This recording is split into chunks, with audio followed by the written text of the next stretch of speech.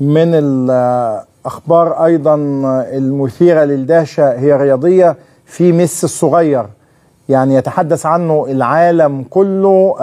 عنده 8 سنين، لكن لما هتشوفوه وهو بيلعب يعني في مفاوضات كثيرة حتى بين أندية إنهم يخطفوه لكي يعدوه إنه يصبح في يوم من الأيام أحد اللاعبين الكبار.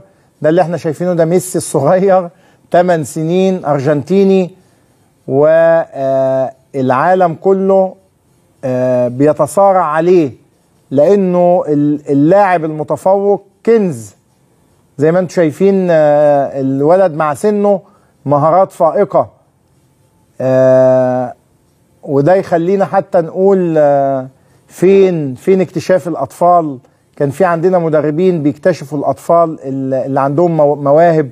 ده ميسي الصغير بيصول ويجول في الملعب، يعني لعبه أشبه بمارادونا أكتر من ميسي.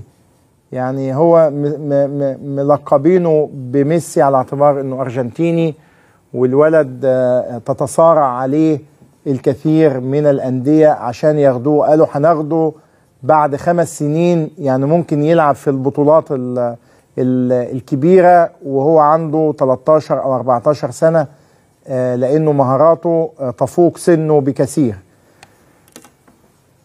ميسي الصغير، أتمنى أنه يبقى عندنا اكتشاف للأطفال الموهوبين، بس المشاهد اللي انتم شايفينها يتحدث عنها أيضا العالم كله، على اعتبار أنه مهارة طفل عنده 8 سنين بهذا الشكل بتخلي الناس تتعامل معه على أنه كنز في المستقبل.